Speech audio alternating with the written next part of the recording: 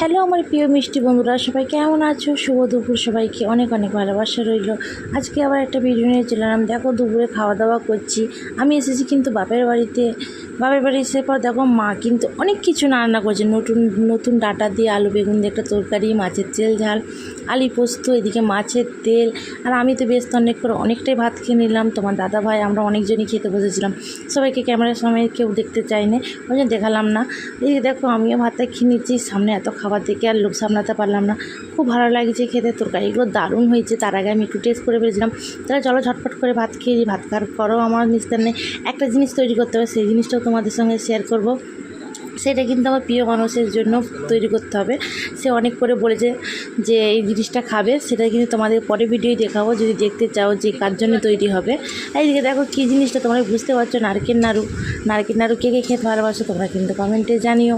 আমার তো খুব ভালো লাগে। আর যার জন্য তৈরি হচ্ছে সেই পেশার মানুষটাকে যদি দেখতে চাও তোমরা কিন্তু কমেন্টে বলো। আর নারকেল নাড়ুতে তো খুব সুন্দর, তার সাথে একটু এলাচ দিচ্ছি, আরও টেস্টটা বেড়ে যাবে। আর বাচ্চারা বড়রা কিন্তু নারকেল নাড়ু সবাই খেতে ভালোবাসে, তাই না? ভাত খাওয়া হয়ে যাওয়ার পর আমি কিন্তু নারকেল নাড়ু করতে বসে পড়েছি। আর মা বললো আমাকে, তুই নারকেল নাড়ুটা বানা। কেন আগের বারে নারকেল নাড়ুটা আমি বানিয়েছিলাম, খুব সুন্দর হয়েছে খেতে। ওই জন্য মা বললো তাহলে তুই বানা। তাহলে আমি ঝটপট করে খাওয়া দাওয়া হয়ে যাওয়ার পর নারকেল নাড়ু করতে বসে পড়লাম। তাহলে কে কে নারকেল নাড়ু বানাতে ভালোবাসো আর খেতেও ভালোবাসো তোমরা কিন্তু কমেন্টে ভুলবে না। আর ভিডিওটা যদি ভালো লেগে থাকে অবশ্যই একটা লাইক, শেয়ার, কমেন্ট, সাবস্ক্রাইব করে দিয়ে যেও।